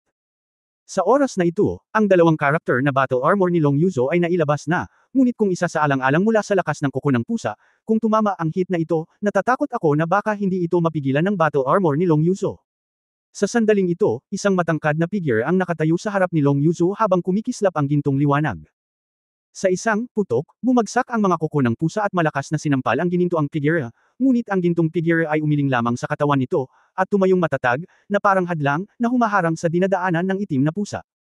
Ang itim na pusa ay lumingon sa hangin ng masinsinan, ang kanyang mga paa ay tumahimik, isang pares ng asul at berdeng mga mata ang nakatitig sa taong nasa harap niya, mabangis na liwanag na kumikislap. Siyempre, hindi ito magiging totoong pusa. Ilang mga kaluluwang hayop na parang pusa ang kayang maglinang ng napakalakas. Hindi ito pusa, siyempre tao ito, ang tunay na katawan ni Wan. Sa paglilinang ng pitong singsing, natural na sugpuin ang 6 na kapaligiran ng Long Yuzo. Siyempre si Tang Wulan ang tumayo sa harap ni Long Yuzo. Sa sandaling ito, mataman niyang tiningnan ang itim na pusa, bahagyang naningkit ang mga mata, at nakabuka ang mga kamay sa magkabilang gilid ng katawan. Isang malabong gintong halo ang nakapulupot sa katawan. Yuzo, sumakay ka muna sa kotse. Mataimtim na sinabi ni Tang Wulan. Okay. Kakaharap lang ni Long Yuzo sa kalaban na ito, at mariing napigilan. Bukod dito, ang lakas ng kalaban na ito ay mas malakas kaysa sa hitsura nito. Inilabas na niya ang two-word battle armor, pero may battle armor pa ang kalaban. Wala siyang paraan para sugpuin ang sarili ng hindi pinalaya, umaasa lang sa martial spirit real body para pigilan ang sarili. Anong klaseng lakas ito?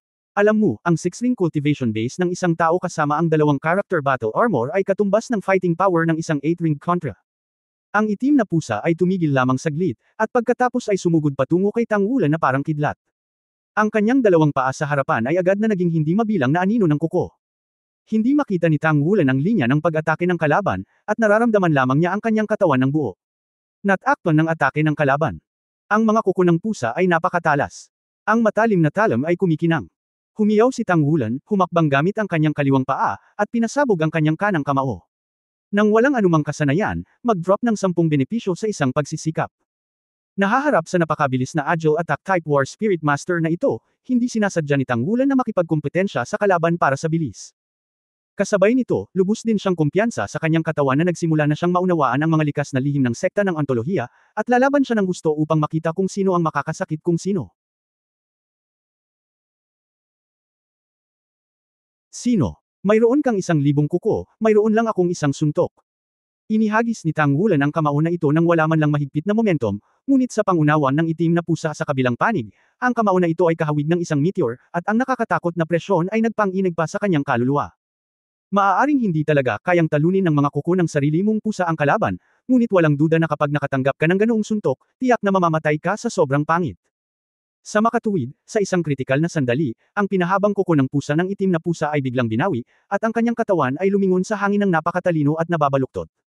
Isang malalim na liwanag ang lumitaw sa itaas ng kamao ni Tang Wulan, at hindi ito bumangga sa kanya. Ngunit ang nakakasilaw na liwanag na ito ay naghiwalay sa mapang-epong puwersa na hatid ng kamao ni Tang Wulan, at ang figure ng itim na pusa ay agad na naging ilusyon, at ito ay kumislap sa tulong ng sirang puwang. Sa susunod na sandali ay nagpakita siya sa likod ni Tang Wulan, at sabay na hinawakan ng magkabilang kuko ang vest ni Tang Wulan. Maging ito ay pilay, bilis, o paggamit ng mga kasanayan sa espiritu, lahat sila ay mailalarawan bilang sapat na matalino. Sa pagdami ng tunay na katawan ni Wan, ang suntok na ito ay tila napunit ang hangin. Bago siya tumama, nakaramdam na ng pangangilig ang mga kalamnan sa likod ni Tang Wulan. Malamig na bumantong hininga si Tang Wulan, ang kanyang mga kalamnan sa likod ay biglang umubo, at lumitaw ang mga kaliskis na hugis diamante. Hindi man lang siya lumingon, at sumandal bigla. Diretso nitong tinamaan ang kalaban gamit ang kanyang katawan bilang sandata. Hindi ito ang kanyang karaniwang pamamaraan, ngunit natutunan mula kay Airong. Ang paaralan ng ontolohiya ay palaging ginagamit ang katawan bilang isang sandata, at anumang bahagi ng katawan ay maaaring gawing bahagi ng armas. Ang itim na pusa ay halatang hindi inaasahan na magiging ganito si Tang Wulan. Hindi na siya umiwas sa pagkakataong ito. Nais din niyang makita kung bakit ang kalaban na ito ay naglakas loob na gamitin ang kanyang likod upang dalhin ang kanyang sariling pag-atake. Isang malupit na tunog ng gasgas ang lumabas sa likod ni Tang Wulan. Nabasag ang kanyang mga damit sa tunog, na nagpapakita ng gintong kaliskis sa loob. Ang kuko ng pusa ay naglaslas sa mga kaliskis, nag-splash ng mga spark, at nag-iiwan ng mga puting marka sa mga kaliskis. Ngunit ang ikinagulat ng itim na pusa ay kaya niyang mapunit ang mga kuko ng bakal, at hindi siya makalusot sa mga depensa ni Tang Wulan. Nang makitang sasampalin na siya ng malapad na likod. Ang mas nakakatakot ay ang mga kaliskis sa kanyang likod ay nakatayo na halos parang pader ng kuko. Kung siya ay tamaan, tiyak na siya ay makakaranas ng matinding pinsala. Anong klaseng halimaw ito? Paano kaya malakas ang depensa? At saka, hindi pa niya nilalabas ang martial soul niya. Hindi lamang isang bukol sa likod, ang kanang siko ni Tang Wulan ay umindayog pabalik habang siya ay tumalikod sa parehong oras. Ang siko na ito ay inindayog, at nagkaroon ng mahinang dagandong ng dragon sa hangin. Mabilis na nag-react ang itim na pusa. Nang makitang walang bunga ang tama, ang kanyang mga kuko ay nagbago mula sa pagkamot hanggang sa tapik, sinusubukang samantalahin ang pag-ulos ng katawan ni Tang Wulan para tumalon pabalik. Ngunit sa sandaling ito, biglang bumuhos ang isang layer ng gintong kinang mula sa likod ni Tang Wulan. Naramdaman na lang ng itim na pusa na biglang lumitaw ang isang lagkit. Binaril niya ang likod ni Tang Wulan, ngunit hindi ito kinaladkad ng puwersang iyon. Malapit na siyang matamaan sa likod, at nataman din ang siko ni Tang Wulan. Dumating sa posisyon ng kanyang ulo. Hindi maganda. Sa kritikal na sandali, ang itim na pusa ay hindi nataranta. Hindi inaasahang nagbago ang katawan nito. Ang malaking itim na pusa, na halos 2 metro ang layo, ay biglang namamaga. Ang itim na buhok ay agad na naging itim at puti, at ang kanyang figure ay lumaki hanggang 7 metro sa isang iglap, at ang kanyang lakas ay lumakas. Ang buhok sa kanyang katawan ay agad na nagbigay ng ginintoang liwanag, at ang ulo ng tigre ay bumaba at hamampas sa siko ni Tang Wulan. Kasabay nito, ang isang pares ng mga kuko ng tigre ay malakas na hamampas pasulong at bumangga sa likod ni Tang Wulan. Sa dalawang mahinang tunog ng bang, bang, ang katawan na naging malaking puting tigre ay sa wakas ay natama ni Tang Wulan at lumipad palabas. Kung tungkol sa lakas, kahit si Airong ay nag-aatubili na harapin si Tang Wulan ng direkta. Ang pagsasama ng ika-11 layer ng Golden Dragon King na si Jinghua ay nagawa na ang kanyang lakas na maihahambing sa isang nasa hustong gulang na Tyrannosaurus Rex, o mas masahol pa. Gumulong si Baihu sa lupa at muling tumayo, na may matinding liwanag sa kanyang mga mata, ngunit hindi nang walang takot. Nakatitig kay Tang Wulan, ipinakita niya ang hitsura ng pagpili ng mga tao at nilalamon sila. Nakatalikod na si Tang Wulan sa oras na ito, nakatingin sa malaking puting tigre, puno ng pagkabigla ang kanyang mga mata. Sa sandaling ito, si Long Yuzo, na nakabalik na sa kotse, ay ganap na natigilan. Bilang isang elite ng nakababatang henerasyon ng Blood God Legion, si Long Yuzo ay palaging may tiwala sa sarili niyang lakas. Naisip pa niya na ang nakababatang henerasyon ng Blood God Army ay ipinagmamalaki ang kanilang sarili sa mainland. Kahit na lumitaw si Tang Wulan, tila sa kanya ay mas isang individual na kaso. Pagkatapos ng lahat, si Tang Wulan ang pinuno ng Shrek 7 Devils sa kontemporaryong Shrek Academy. Iisa lang ang Tang Wulan sa mundo. Ngunit sa sandaling ito, habang pinapanood si Tang Wulan na nakikipagsagupaan sa kalaban na iyon, hindi niya namamalayan na nalulumbay siya. Hindi nakita ni Tang Wulan ang orihinal na mukha ng Soul Master na ito, nakita niya. Ito ay malinaw na isang babaeng Soul Master na mas bata kaysa sa kanyang edad, ngunit sa mga tuntunin ng antas ng paglilinang, malinaw na mas mahusay siya kaysa sa kanya. Bagamat nakaranas siya ng ilang banggaan kay Tang Wulan, hindi talaga siya nahulog sa hangin. Bukod dito, siya ngayon ay nagbagong anyo sa isang malaking puting tigre na halatang mas malakas kaysa dati. At ang mga pamamaraang ito ay walang silbi kapag nakaharap sa sarili noon. Bukod dito, hindi pa nailalabas ng kalaban ang battle armor. Sa ganoong edad, isa na siyang 7-ring Soul Saint Cultivation Base. Imposibleng sabihin na wala siyang armor sa labanan. Ang dambuhalang puting tigre ay tumingkayad, muling namamaga ang kanyang katawan at lalong naging maharlika. Sa 7 singsing ng espiritu sa kanyang katawan, 1, 3, 5 at 7, lahat ng 4 na singsing na espiritu ay nagniningning. Tanging ito lamang ang sabay-sabay na nagtulak sa 4 na spirit ring upang palabasin ang kanilang mga kaluluwa. Ang mga kakayahan ng kasanayan ay higit pa sa kakayahan ng mga ordinaryong master ng kaluluwa. Ngunit sa sandaling ito, biglang sumigaw si Tang Wulan, sandali. Saglit na natigilan si Bai Hu, hindi ito nailigtas sa unang pagkakataon, at malamig na sinabi, ano? Natatakot ka ba? Lubhang yumaman ang mga mata ni Tang Wulan, at hindi makapaniwalang sinabi niya, ikaw ba si Wu si Duo? Ang malaking katawan ni Bai Hu ay halatang naninigas, ngunit sa sumunod na sandali ay sumigaw siya ng malakas, sino ka? Noon lamang naalala ni Tang Wulan na binago niya ang kanyang hitsura. Ang mga buto sa kanyang katawan ay kumaluskos at naging matangkad at tuwid muli. Kasabay nito, pinunasan niya ang kanyang mga kamay sa kanyang mukha, na inihayag ang kanyang orihinal na hitsura. Nang makita ng malaking puting tigre ang kanyang orihinal na anyo, ang kanyang malaking katawan ay biglang tumigas, at ang 4 na spirit ring na kumikinang sa kanyang katawan ay halos sabay-sabay na lumabo, at sinabing, Tang Wulan, ikaw ba iyan? Habang nagsasalita, tumayo ang puting tigre, at muling nag-transform sa anyo ng tao, hindi ba ang henerasyon ni Chanzhou Wu Duo ang nagtataglay ng kambal na espiritu ng aswang pusa at puting tigre? Nang makita si Wu Duo, parang isang mundo ang layo ni Tang Wulan. Mula sa araw na siya ay sumali sa Shrek Academy, siya at si Wu Duo ay halos hindi maiiwasang magkaroon ng iba't ibang intersection. Dati silang kalaban. Patuloy na kompetisyon. Minsan ay magkaklase sila, at magkapit kamay sila para ilabas ang pinakamalakas na klase sa Shrek Academy. Sa Si God Fate Blind Date Meeting, isinantabi ni Wu Duo ang kanyang pride at nagkusa na ipakita ang kanyang pagmamahal kay Tang Wulan, ngunit tumanggi si Tang Wulan sa mga salita, at umalis sa galit. Sa hindi inaasahang pagkakataon, sa sandaling ito, 1 taon matapos wasakin ang Shrek Academy, muli silang magkikita sa baybayin ng Sigod Lake. Tang Wulan man o Wu Duo, may pakiramdam na parang nasa panaginip. Biglang naghalo-halo ang nararamdaman. Ako ito. Bahagyang nanginig ang mga labi ni Tang Wulan, nangingilid ang mga luha sa kanyang mga mata, at napuno ito ng hindi maipaliwanag na kagalakan. Sinira ng God-killing level fixed soul guided shell ang buong Shrek Academy sa simula. Noong una, akala niya ay patay na ang lahat maliban sa kanila, ngunit hindi niya inaasahan na sa sandaling ito ngayon, siya pa rin ang Ken si Wu Duo. Ano ang mas kapana-panabik kaysa dito? Buhay pa si Wu Duo, buhay pa siya. At nakamit din ang 7-ring Soul King. Biglang sumigaw si Wu Duo, kumislap ang kanyang figura, at sumugod sa mga bisig ni Tang Wulan. Sa isang sigaw, mahigpit niyang niyakap ang leeg nito, at ang isang pares ng mahabang binti ay direktang nakapulupot sa kanyang baywang. Kinagat niya ang kanyang balikat ng isang brutal na kagat, at naluluha. Sa takot na sakta ng sarili niyang mga depensa ang kanyang mga ngipin, makontrol ni Tang Wulan ang kanyang mga kalamnan upang maging malambot at mahawakan ang maselang katawan ni Wu Duo. Paano siya nagkaroon ng halo-halong damdamin? Reunion pagkatapos ng sakuna, walang mas kapana-panabik kaysa dito. Sa sandaling ito, ang emosyon ni Long Yuzo ay medyo nag-iiba-iba rin habang nakaupo sa Soul Guiding Car. Nang makita niya ang mahabang paa na babae na nakayakap kay Tang Wulan sa kakaibang posisyon, agad na nagbago ang kanyang mood. Malinaw na hindi ito ang kasintahan ni Tang Wulan. Sa daanan ng kalaliman, bagamat nakita lang niya ang hitsura ni Guyana, natatak na siya ng malalim sa kanyang isipan. Nariyan din ang sinaunang buwan na ipininta ni Tang Wulan. Kahit na hindi siya nagtanong, alam niya na ang kasintahan ni Tang Wulan ay isa sa 2 babaeng iyon. Pero hindi ko inasahan na may isa pa pala akong makakasalubong dito ngayon, and judged from the intimacy, the relationship between the two seems to be very unusual. Si Long Yuzo ay medyo galit at sama ng loob. Ang kanyang sariling mga kakumpetensya ay tila higit pa sa naisip, at ang bawat isa ay mas mahusay kaysa sa isa. Parang twin martial soul ang babaeng ito ngayon lang. Excited na excited sila nung nagkita sila, she should also come from Shrek Academy. Hindi kaya isa rin siya sa Shrek 7 Devils. Marahan na tinapik ni Tang Wulan ang likod ni Wu Duo, pinapakalma ang kanyang emosyon, ngunit hindi napigilan ni Wu Duo ang kanyang sarili sa mahabang panahon, napakagat labis na kinagat ang mga kalamnan ng balikat ni Tang Wulan hanggang sa tumagas ang mga damit. Tumanggi pa rin si Bloodshot na pakawalan siya. Si Tang Wulan ay ganap na napuno ng kagalakan sa oras na ito, at ang sakit na ito ay wala sa kanya. Sa wakas ay hindi napigilan ni Long Yuzo na bumaba ng sasakyan, nakatayo sa tabi ni Tang Wulan, na galit na nakatitig sa kanya. Dahil sa pagkapahiya sa kanya, hinailan ni Tang Wulan si Wu Siduo sa kanyang katawan, "Okay, huwag kang umiyak. Bumaba ka muna."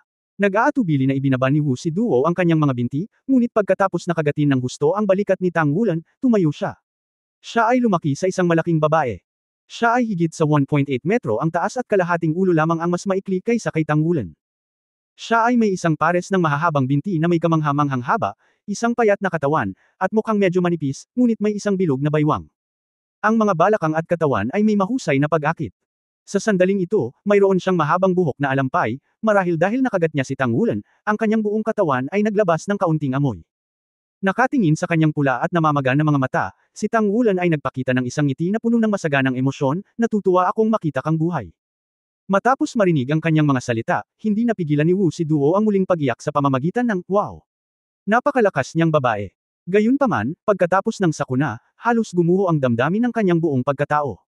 Sa sandaling ito ay ganap na nailalabas. Hindi ko maiwasang yakapin muli si Tang Wulan.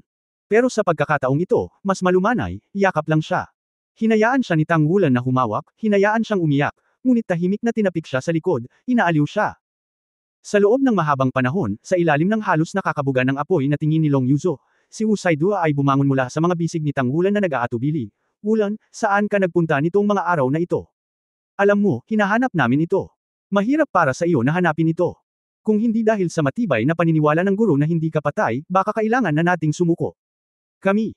Nang marinig ang dalawang salitang ito, halos tumalon si Tang Wulan mula sa parehong lugar. Hinampas niya ang kanyang mga kamay sa mga balikat ni Wu Saidua, at nawala ng boses, "Ibig mong sabihin kami. Bukod sa iyo, sino pa ang buhay? Guro, buhay pa ba siya?" Nang makita ang mapupulang mga mata ni Tang Wulan na may pananibik, tumanggaw si Wu Saidua na may ngiti sa luha, "Oo, buhay pa sila, buhay pa si Teacher Wu, buhay pa silang Shu Yucheng, Luo Guixing, Yang Yansaya, Jing Yiren. Paano ka? Paano ka?" Nang marinig ni Tang Wulan ang mga pangalan isa-isa, hindi napigilan ng mga luha ang bumuhos sa wakas. Ang girong may pinakamalalim na damdamin ay dating idolo ni Tang Wulan sa pagkabata. Buhay pa siya, buhay pa siya. Nariyan din ang ginintuang oso na si Yang Yansaya, ang bisnake na si Jing Yiren, na ikinulong si Luo Guixing, at walang kamatayang si Shu Yucheng, silang lahat ay buhay, kasama ang maltong sumasayaw sa kanilang harapan. Buhay lahat ang pinakamahuhusay na tao sa klase sa taong iyon. Mas marami akong partner at mas maraming kaklase. Pagkatapos ng sakuna, paanong hindi niya hahayaang mabalisa ang emosyon ni Tang Wulan nang makatanggap siya ng ganoong balita? Buhay silang lahat. Ang Pavilion Master ang nagprotekta sa atin, nagpo-protekta sa atin at ang 7 Shrek na halimaw ay nandoon pa rin. Mahusay, ito ay talagang mahusay. Umiyak at tumawa si Tang Wulan sa oras na ito, parang bata lang. Si Long Yuzo ay walang selos na emosyon sa kanyang mga mata. Hindi pa niya nakita si Tang Wulan na napakawala ng emosyon. Sa mga mata nito, lagi siyang kalmado, ngunit sa sandaling ito, wala na siyang kinalaman sa katahimikan. Nainggit pa nga siya sa kanila, naiingit na nag-aral sila sa Shrek Academy, maaaring magkaroon ng napakaraming mahuhusay na kasama, at maaaring magkaroon ng napakaraming karaniwang karanasan. Kung maaari kang maging bahagi ng mga ito, gaano ito kaganda? Bilasan mo na, anong nangyayari? Paano ka nakaligtas? Naiinip na tanong ni Tang Wulan. Nang marinig siya ni Wu Saidua na nagtanong, ang ekspresyon sa mukha ni Qiao ay naging madilim, at isang dampi ng kapetan ang lumitaw sa gilid ng kanyang bibig. "Ang akademya ang nagligtas sa amin. Iyon ang malaking pormasayon ng akademya. Nung mga panahong iyon, sinundan namin si Teacher Wu at tinulungan namin ang mga estudyante sa Outer Academy sa main campus para mag-practice. Alam mo, wala ni isa sa amin ang umalis sa akademya, bagamat nakapagtapos kami. Oo, pero pinili pa rin naming manatili. Lahat kami ay na-adapt sa buhay sa akademya, at gusto naming umalis sa akademya, at gusto naming umalis sa akademya, at gusto naming umalis sa academy guro ng dance teacher." Noong araw na iyon, biglang dumating ang sakuna. Nag-react ang mga guro ng akademya sa unang pagkakataon, at binuksan nila ang defensive formation ng akademya. Nang bumagsak ang mga bala ng artillery na ginagabayan ng kaluluwa ng God-killing, umasa sila sa pagsusunog ng kanilang mga sarili upang manalo para sa amin.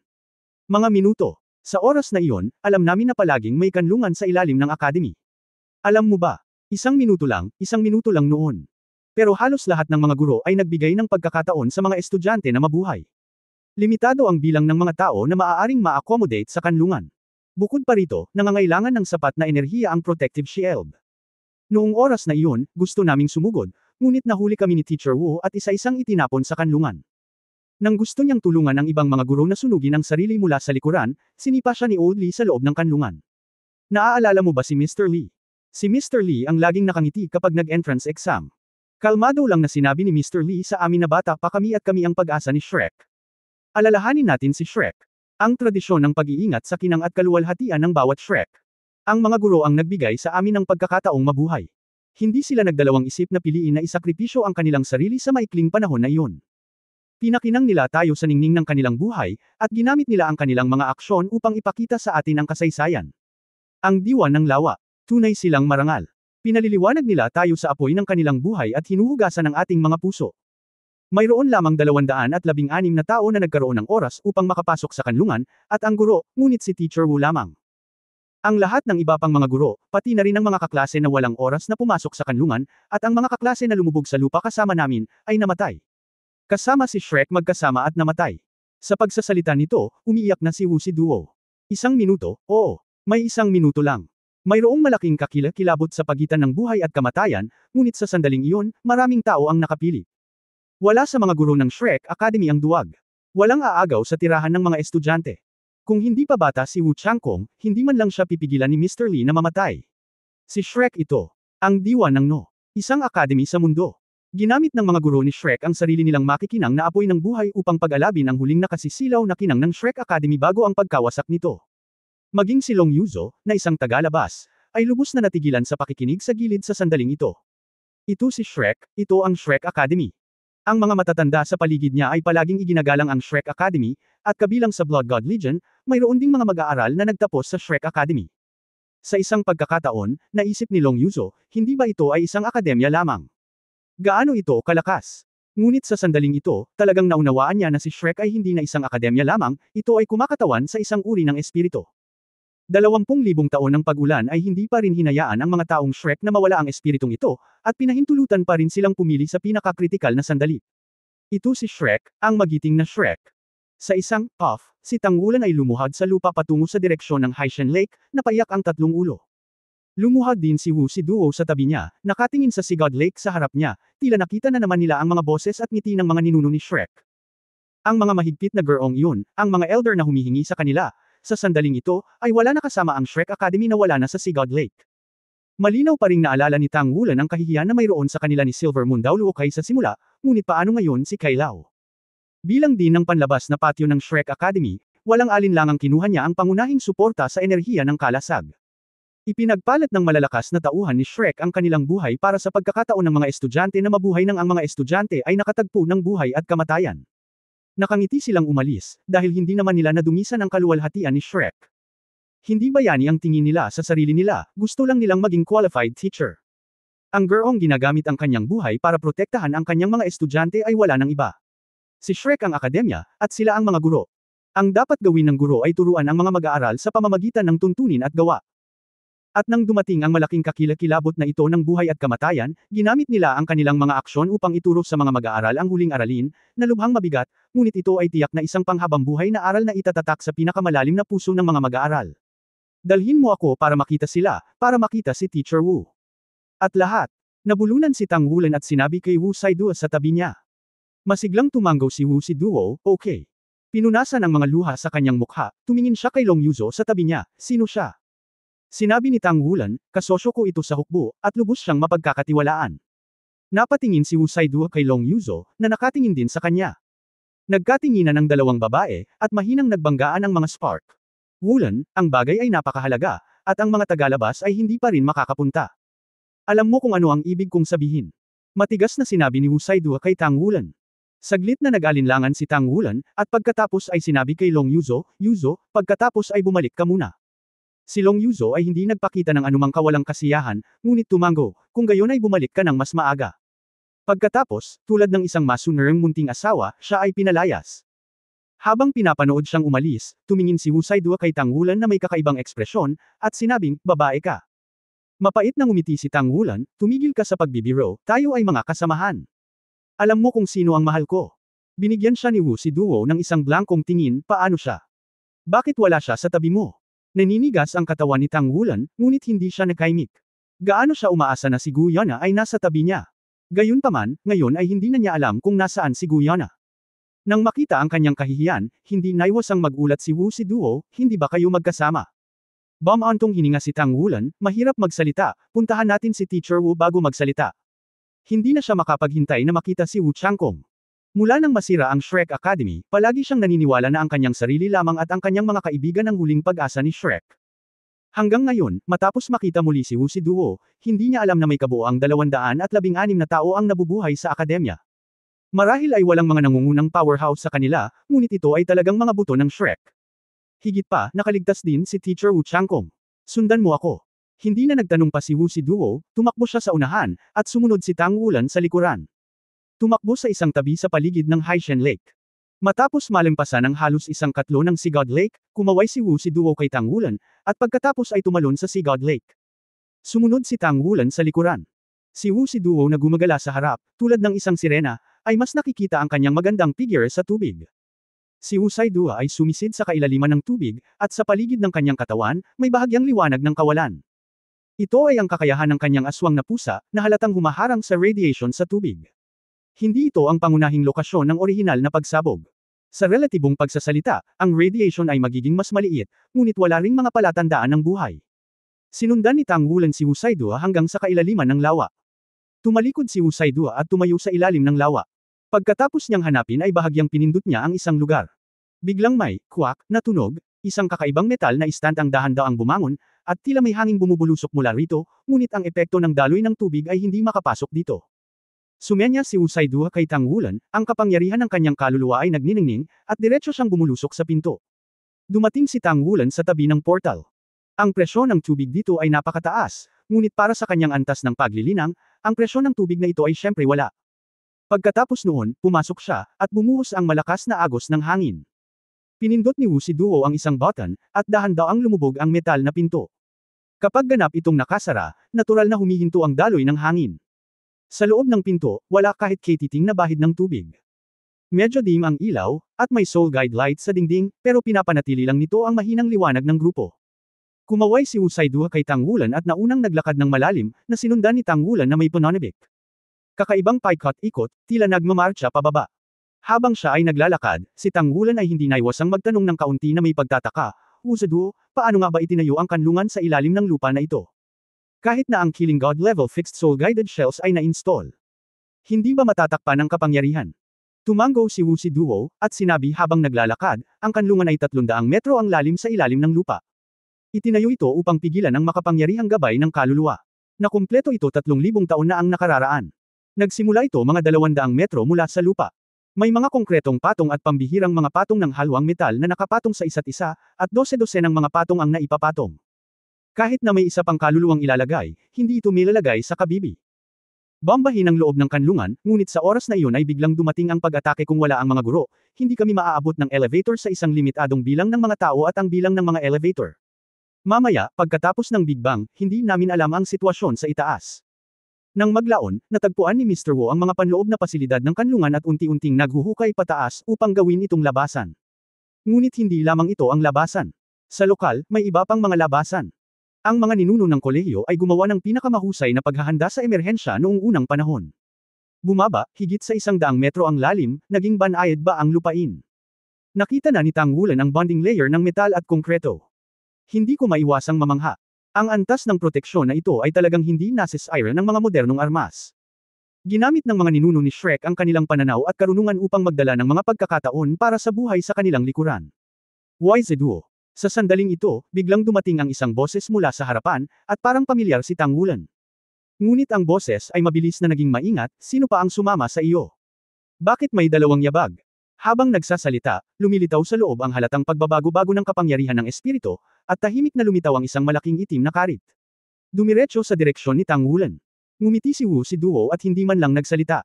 Walang magawang hakbang si Tang Wulan, iwinagayway ang kanyang kanang kamay, kumislap ang gininto ang liwanag, at ang gintong sibat ng dragon ay nahulog sa kanyang palad, at isang malutong na tunog ng ding ang hamarang sa itim na karit. Shu Yucheng, ako ito.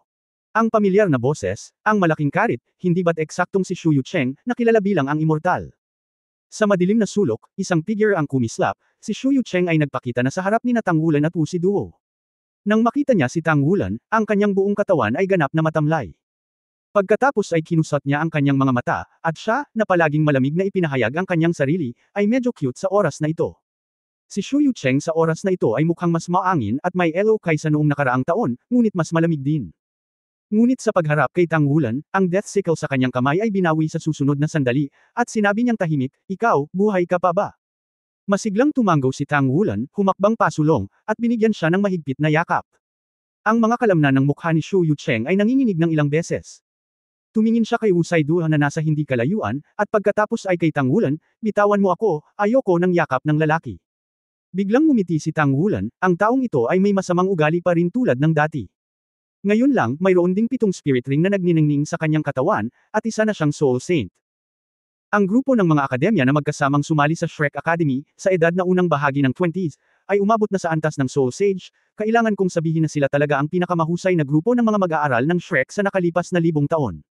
Marahil ito ang kabayaran na ibinigay ng Diyos para sa sakuna ni Shrek. Paano ka nakaligtas?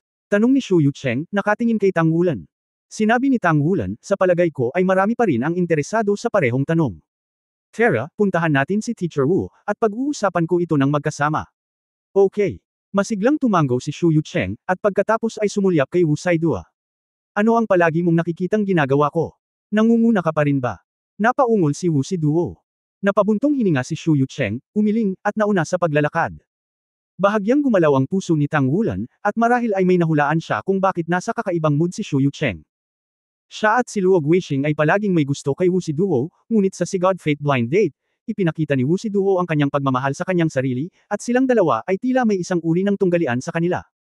Nagbago ang panahon, hindi ko alam kung umunlad na sila, pero sa itsura ni Shu Yucheng, parang hindi maayos ang development. Kung hindi magmumukhang karibal sa pag-ibig ang kanyang mga mata. Inaalala ang Si God Fate Blind Date meeting, hindi maiwasan ni Tang Wulan na makaramdam ng init. Napakasarap bumalik sa panahong iyon. Ang pagbabalik sa alaala ng kasalukuyan, ang pagsasabing walang makakapagpaulit sa nakaraang trahedya. Sa malalim na pagpunta sa kanlungan, nagulat si Tang Wulan nang makitang ito ay itinayo ng napakatuyo at ang simboryo ay may taas na 6 na metro, at tila hindi ito nakapanlulumo. Ang mood ni Tang Wulan sa oras na ito ay puno ng pananabik. Para sa muling pagtatayo ng Shrek, inihanda na niya ang napakalaking pressure at harapin ang pinakamasamang sitwasyon. Ngunit hindi inaasahan na sa oras na ito ay magkakaroon ng maliwanag na ilaw. Ito ay higit sa 200 mga mag-aaral ng Shrek Academy.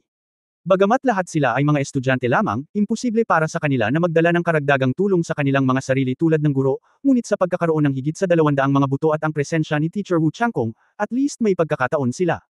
Sa pag-iisip nito, hindi napigilan ni Tang Wulan ang pakiramdam na medyo hindi mapigilan, at ang kanyang puso ay puno ng hindi maipaliwanag na mga inaasahan.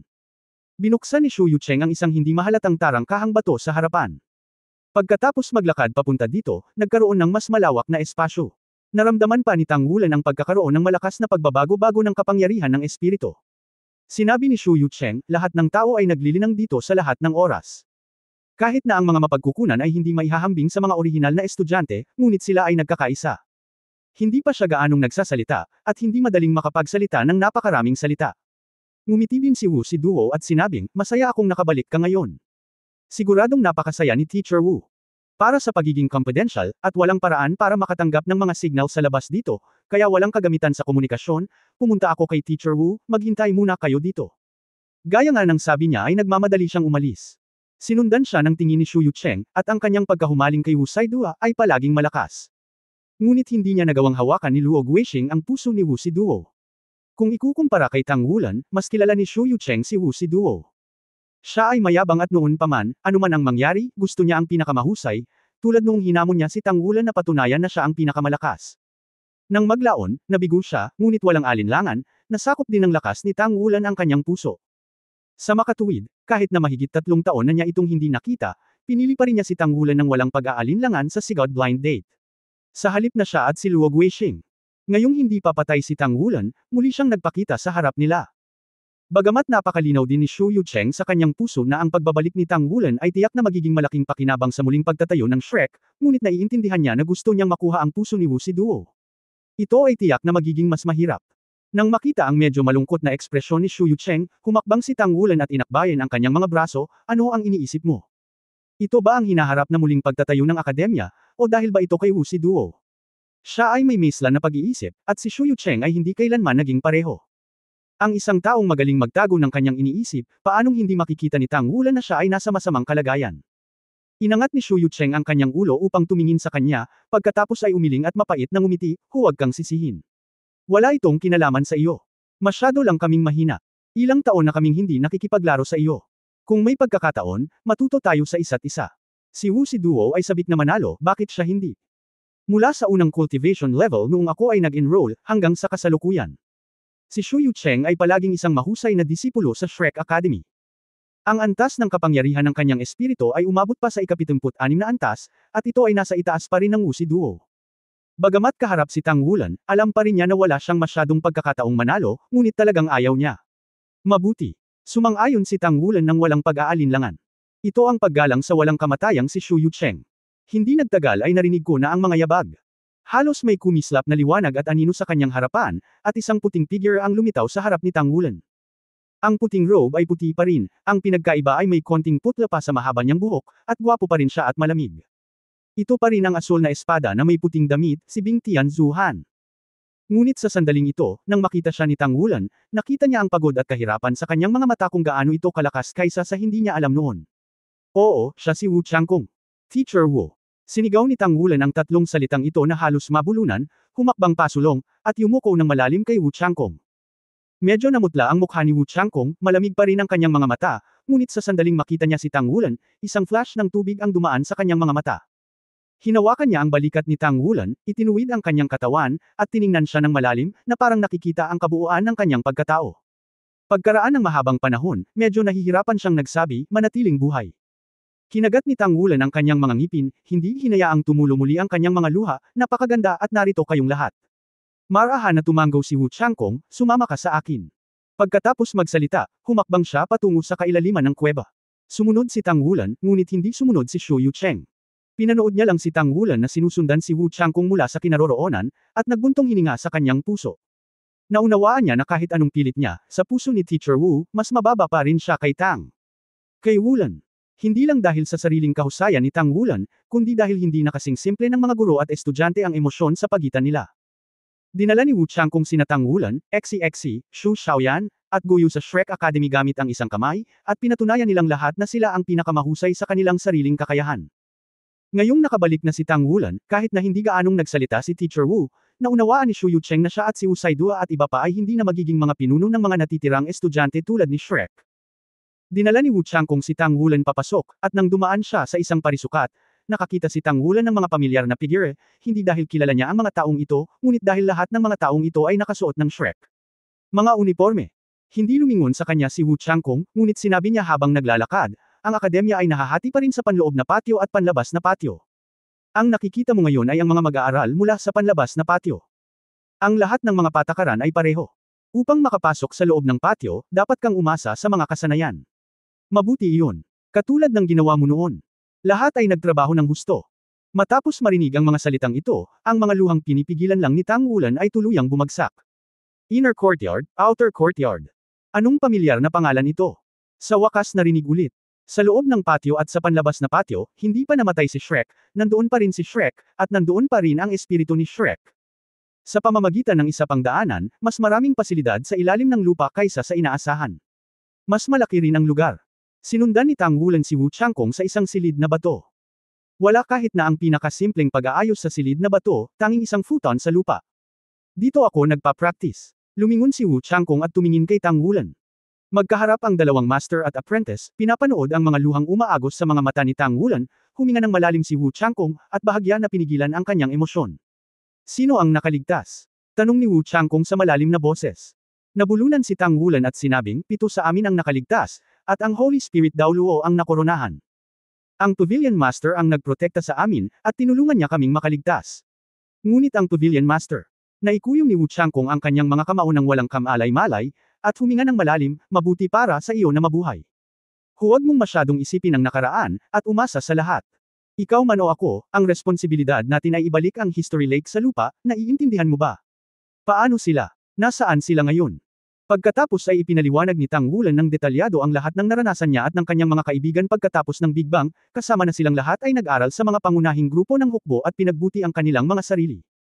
Kasama ang sitwasyon ng Blood God Legion, kahit na ang pagkakaroon ng Abyss Plane ay hindi itinago. Seryosong nakinig si Wu Changkong. Nang marinig niya na si Tang Wulan ay lumahok sa Star Battle Net Federation Challenge at nanalo sa huling kampyonato, sa wakas ay lamambot ang kanyang mga mata. Mabuti, lahat kayo ay napakahusay, hindi ninyo nakalimutan ang kolehiyo, at hindi ninyo nakakalimutan ang inyong mga responsibilidad. Nagpapasalamat ako sa ngalan ng kolehiyo. Talagang nakita ni Tang Wulan ang isang bakas ng kahinaan sa Wu Changkong sa sandaling ito, at tila mas mabigat ang kanyang pagkahapo. Oo. Tulad ng hindi niya alam na nandoon pa si Mr. Wu at ang iba pa, hindi rin alam ni Mr. Wu na buhay pa pala siya at ang iba pa. Sa nakalipas na taon o higit pa, ang mga responsibilidad na nakaatang sa kanyang mga balikat ay mas mabigat pa kaysa sa kanyang sarili. Siya lang ang gurong nakaligtas, at makita ang napakaraming gurong nagsasakripisyo para sa mga estudyante, maiisip ang kanyang sakit. Teacher Wu, sama-sama tayong nagsusumikap, tiyak na muling bubuuan natin si Shrek at palalakasan ang Shrek. Malakas na ikanaway ni Tang Wulan ang kanyang kamao. Mabagal na tumanggaw si Wu Changkong, Shrek, hindi nawala. Sinabi ni Tang Wulan, Teacher Wu, kumusta ang sitwasyon ng lahat ngayon?